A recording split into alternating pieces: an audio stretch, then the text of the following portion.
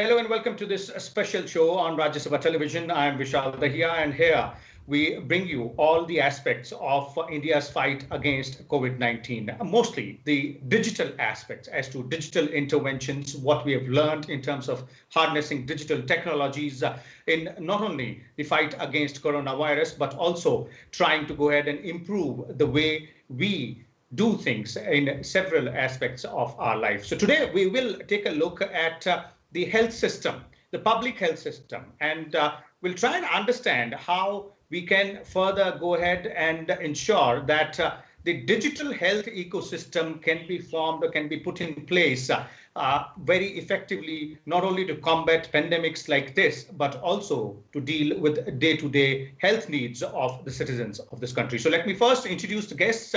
We have with us three of them. Let me begin with Ms. Sheetal Ranganathan. She's a consultant and author, writes on varied topics and specifically on public health and obviously the use of digital technology as well. We also have with us Dr. K.R. Murali Mohan. He's the director of ICPS, an organization with the Ministry of Science and Technology. Once again, quick focus on what all digital technologies are there and how they can be harnessed. We also have with us from Niti Aayog, their public policy specialist, Ms.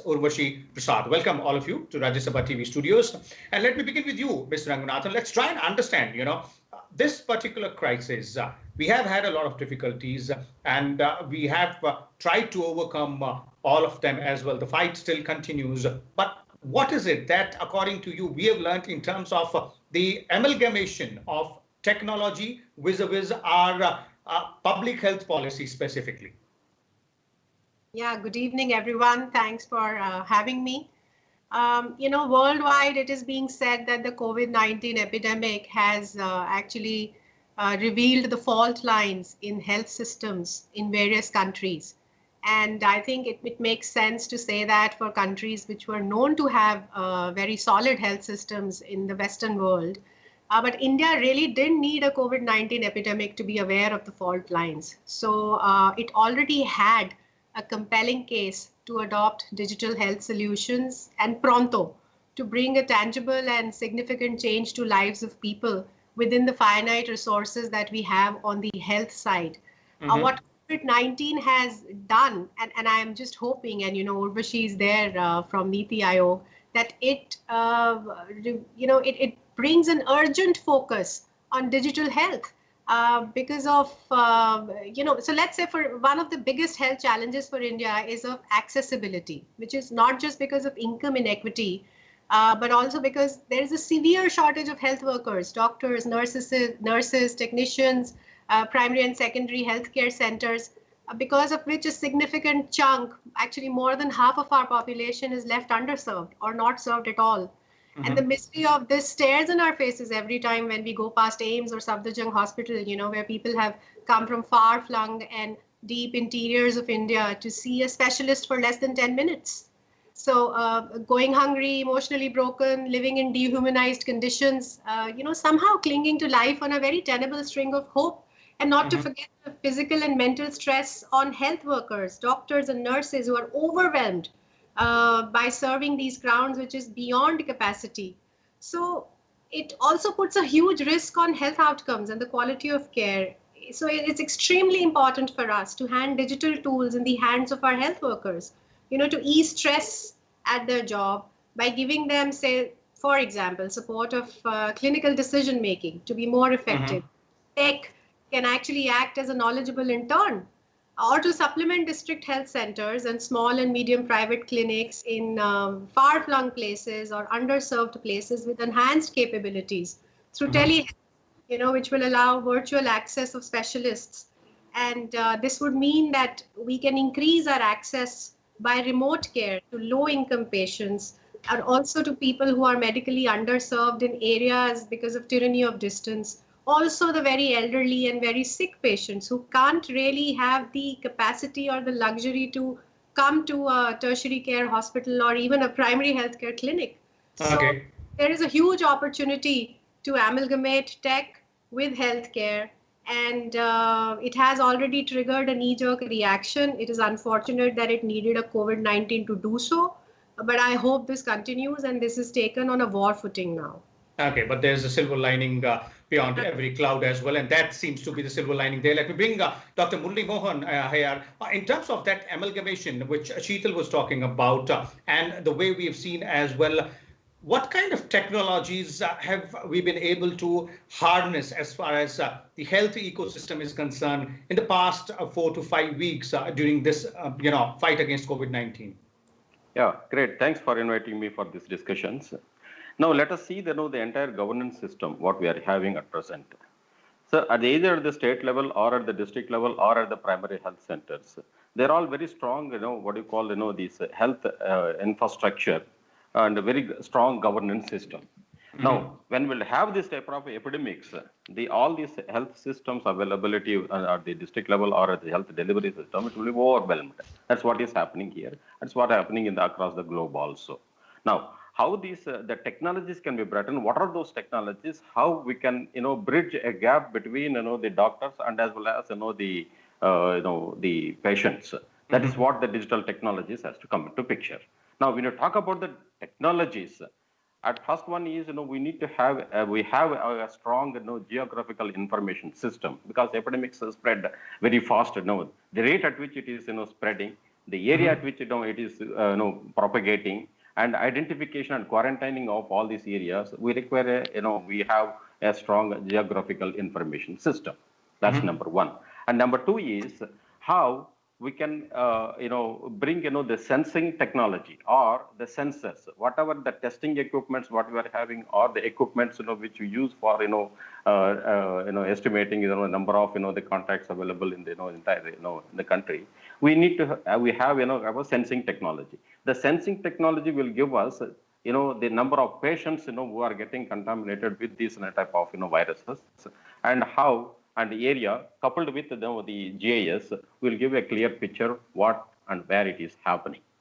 Okay. Now, apart from that, we are trying to bring in what we call AI-based technology platform, where the machines can learn from the patterns that's happening in the ground, and then give us a type of information system that what could be the possible scenarios, how we can mitigate them, and what are the supply chain management systems has to be made, so that we can minimize the entire the infrastructure.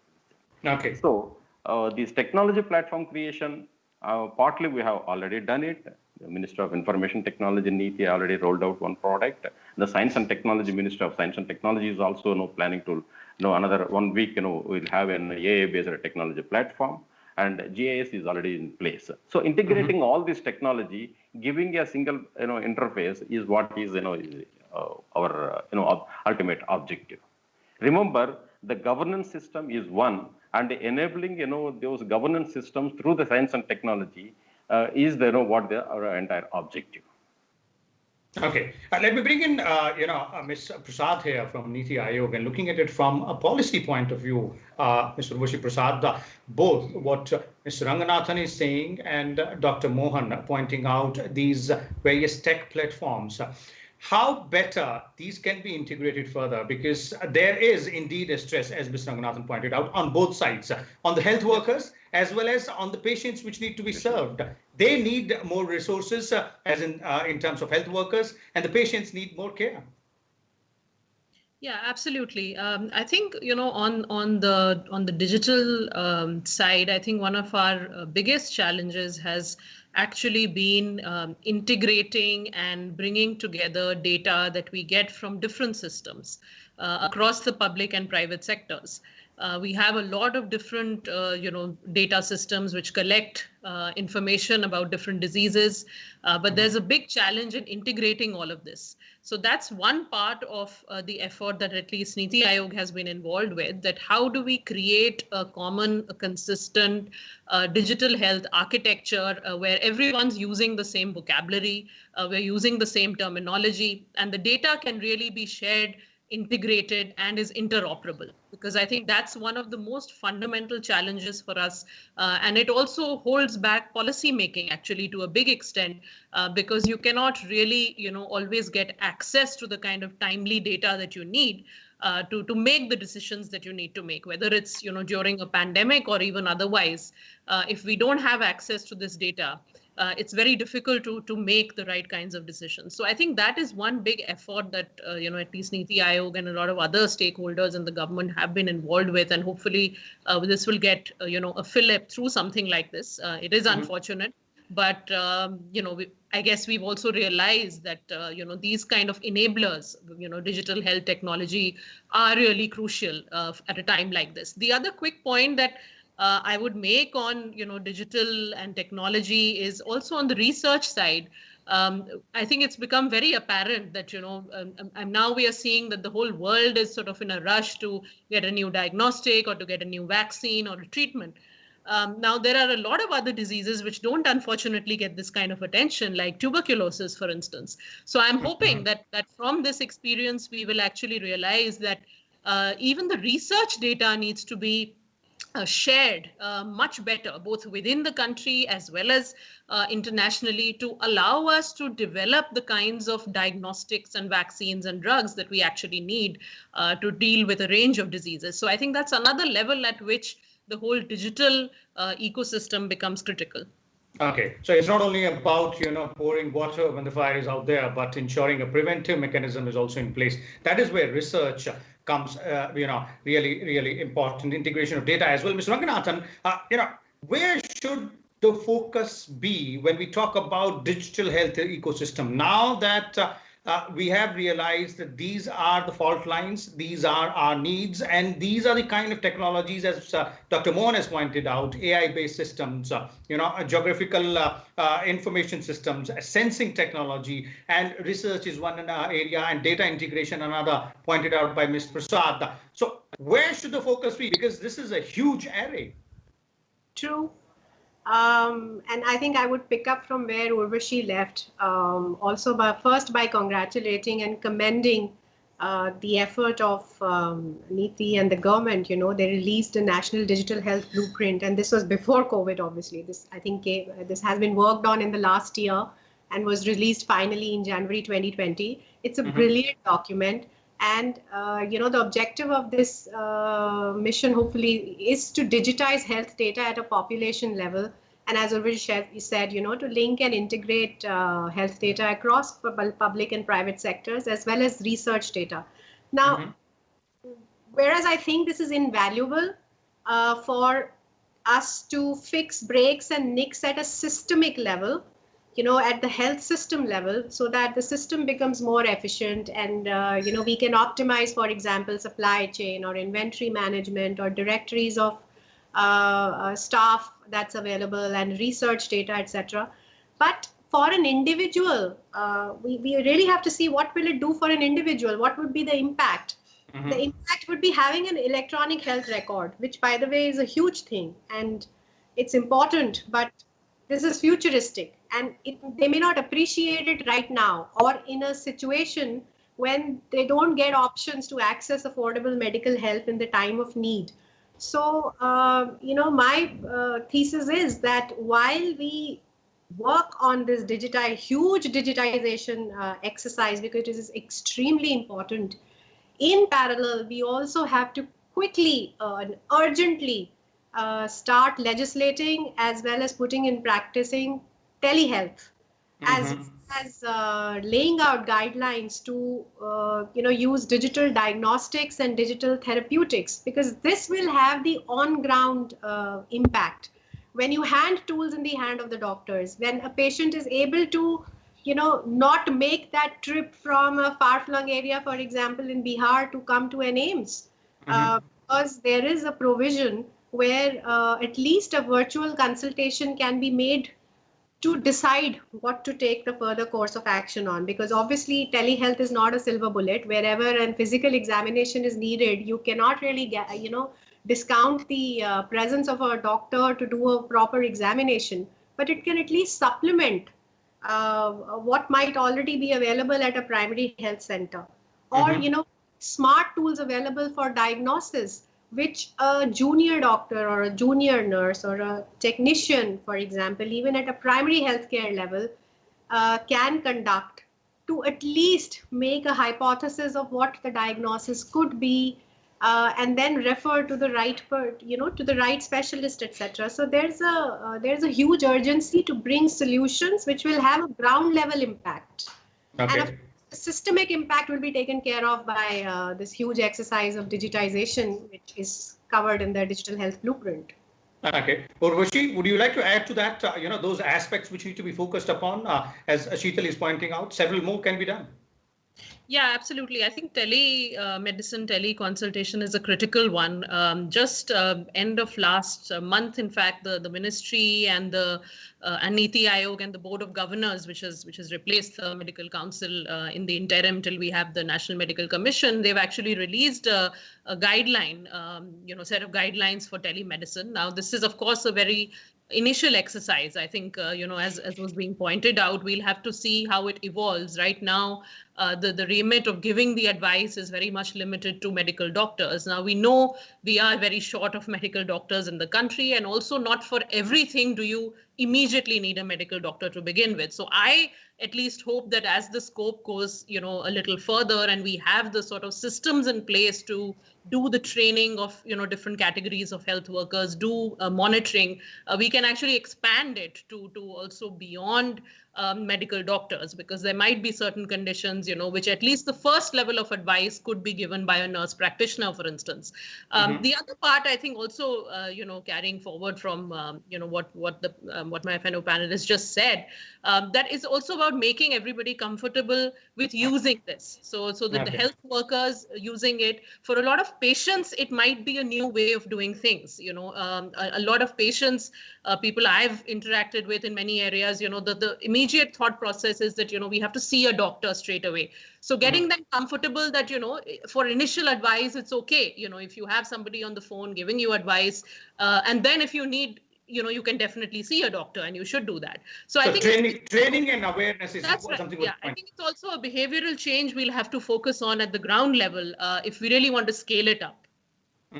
Okay, let me bring in Dr. Mohan here. Dr. Mohan, you initially pointed out how various technological tools such as AI or sensing technology as well, these are being deployed. But with the focus areas pointed out by Mr. Ranganathan there and Urvashi in terms of integration of data as well as telemedicine and training is another important part. So where do you see in terms of what we have technology-wise, and how can we build upon that to achieve this target or this dream of having a digital health ecosystem?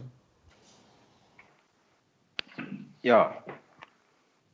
The National Health Mission, partly it addresses, the points which you are raising. As per the Department of Science and Technology is concerned, our first initial objective is to know how to enable, the existing systems by supplying, type of platforms, to address this particular issue, which is, in hand now. So in that, the DST and other, government departments, we are all working together. Number one, on development of what you call the repurposing of drugs through AI-enabled systems.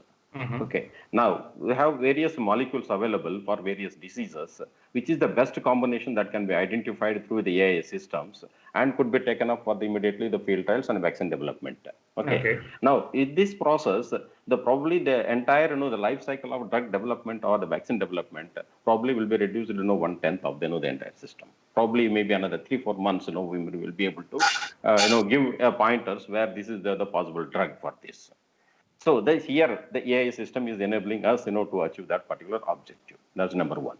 And number two is how the diagnostics, the process of the diagnosis can be improved further. Here the data, what she is referring about, the various data sources which is coming from various hospitals and PHCs and other, testing centers. The data needs to be integrated, brought it into a platform, and then we need to enable the researchers and other, the stakeholders to develop, the type of AI system where almost of the researchers are involved with AI, medical, and as well as the practitioners. So this will enable the quickly diagnose the diseases. Okay. Otherwise, it takes a lot of time to diagnose the disease itself. No, the machine-enabled AI diagnosis is what the second objective is. And third is how we can enable the mass diagnosis. In the sense, mass screening, for example, airports or the public places where number of people are aggregating, or the So how we can use technology to identify where there will be probably the issues. For example, if you talk about the thermal imaging scanners or the spectral imaging spectroscopy type of technologies can be brought in, how the mass screening can be done, so that immediately alert could be generated, so that we can have immediately the quarantining. So this is the immediate targets which we are working it out. The long term, yes, the people other panelists what we are referring, these are all like digitalization of health records, and then data curation, and then bringing it to a platform. These are all long term plans. Yes, we have to work both short term and as well as on the both term. So immediately we are working on the short-term goals, which I have mentioned, the 3 things. Okay, definitely. And what we learn from the short-term goals is something which we implement in the long-term goals. Let me go back to Ms. Ranganathan and Ms. Prasad for a quick concluding comment here on the way forward, on the structured way forward here, keeping in mind the 2 aspects, that is increasing the accessibility and serviceability. Ms. Ranganathan, let's begin with you. Okay, so concretely, I think the first thing is that we should quickly, bring out a regulation as well as clear guidelines for telehealth, so that the finite resources that we have in terms of healthcare workers are able to reach a wider population. 2, of course, as I said, digital diagnostics and therapeutics, and as Dr. Mohan rightly pointed, it is a more long-term plan, but it is as important. And 3, and I think we didn't touch on it, when we talk about digital health, it is not just about amalgamating technology with health services. It is also about developing the science, and, which means, so India, for example, in this entire COVID-19 crisis has really lived up very well to its reputation of being the pharmacy of the world. We've been supplying vaccines. We've been, sending hydroxychloroquine to various countries. I think it's time we've also become the biotech mind of the world, because digital health also means really looking at digital therapies, which are going to be developed at the, at the joint efforts of technology, genetic engineering, as well as ICT and robotics. So it's really become a very large field of engineering and medicine coming together. Okay. Urvashi? Yeah, I think just, 3 quick points to conclude. I think one, I hope to see the National Digital Health Mission sort of rolling out quite quickly, because the concept and, all of that has been ready, because I think that will be important to just put in place the broader architecture, the broader sort of regulatory framework that we would obviously need to operate within. So I think that would be, the first. The second would be, again, as we have touched upon, sort of using these technologies to break the silos that we have in our research efforts, both within India as well as internationally, because clearly I think that's something which has become very clear from this pandemic, that we do need to accelerate a lot of our research efforts in many areas. And I think finally, not to forget the human side, the human interface when we're talking of technologies, making sure that people who are using these technologies, as well as people they are intended for, are sort of on board with it, are most comfortable using it, and it's most useful for them. So I think to also remember the, sort of the human interface of how we use these technologies, and sort of develop our training and capacity building accordingly. I think those are the 3 I would think of. Okay, so there it is, as our panelists have pointed out, in terms of digital health ecosystem, several aspects, not only utilizing the digitech which is available to us, but also exploring it further, ensuring that there are more digital interventions as far as public health system is concerned, and harnessing the human angle, also integration of data, training, ensuring that serviceability and accessibility is taken care of. There are some short-term plans which are being acted upon, and there are some long-term plans as well, which will be acted upon. Thank you so much, Mr. Ranganathan, Ms. Prasad, and Dr. Mohan here for being with us on Rajya Sabha Television. We'll take a leave here. You keep watching Rajya Sabha Television, but also keep following all the guidelines in this fight against COVID-19. Stay home, stay safe.